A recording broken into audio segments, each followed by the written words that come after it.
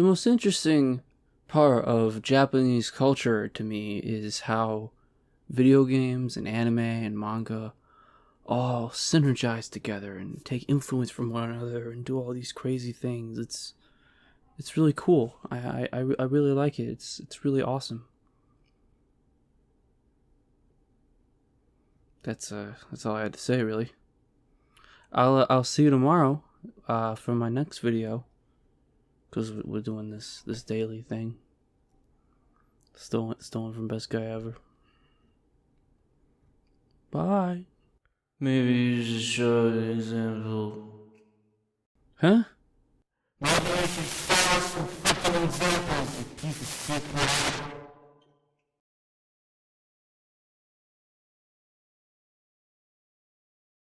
Oh. Yeah.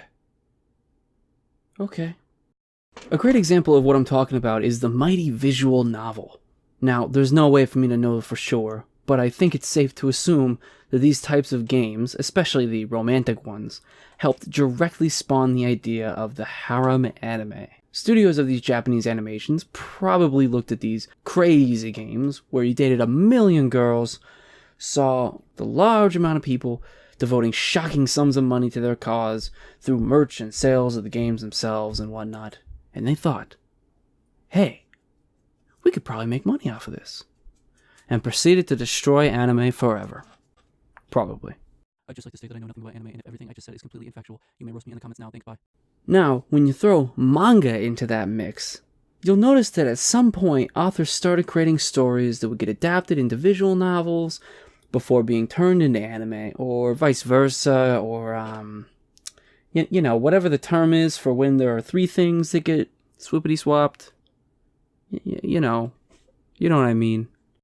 And see, you might be thinking to yourself, like, yo, we see this kind of stuff all the time, you know, things get referenced with, like, pulp culture and stuff constantly, but that's not quite what I'm talking about, you know, in regards to, like, Western culture.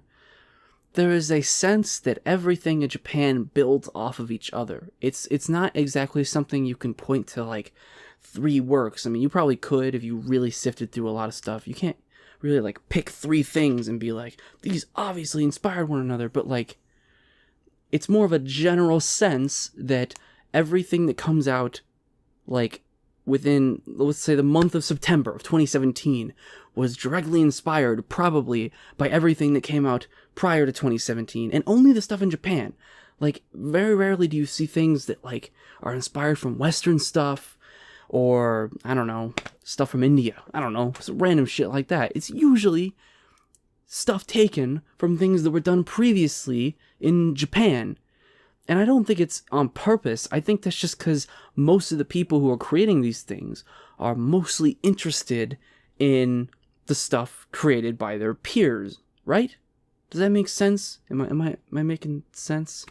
I mean, like, you wouldn't, for example, you wouldn't see, like, a Call of Duty reference or, like, any kind of, like, influence taken from Call of Duty in the new Transformers movie, right?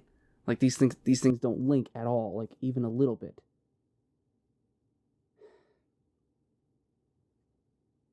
That didn't make any sense. What even is this argument?